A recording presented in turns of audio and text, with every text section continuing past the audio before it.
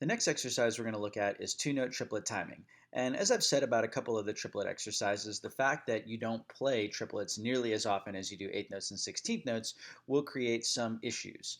However, I think that for the most part, it's a pretty straightforward exercise because there are a lot of times where your hands land on the beat.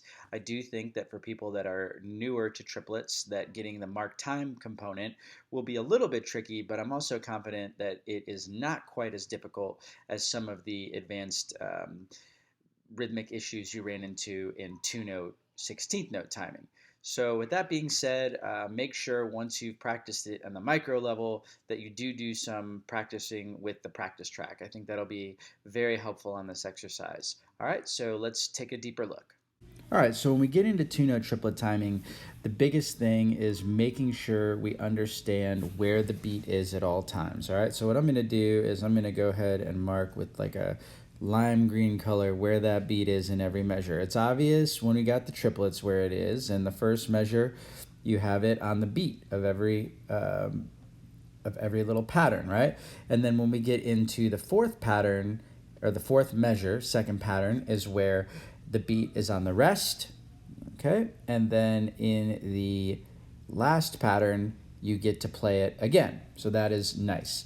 Another thing that you want to take a look at is the sticking. It's really important. I know I just covered it up, but that you start each cell. This is a natural sticking within triplets, right? So in triplets, it's right, left, right on the first beat, left, right, left on the second beat.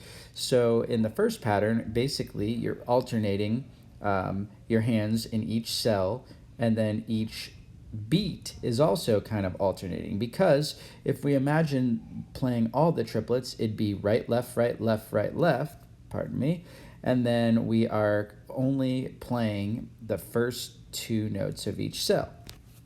So what I think is going to be helpful for you is to make sure that you really think about your stickings in these patterns, and then making sure you're super aware of where the beat is. Obviously here we're looking at the fours that we do once, then we have the twos twice, and then we have the ones that we do, in this time we only do the ones two times so it doesn't drag on forever.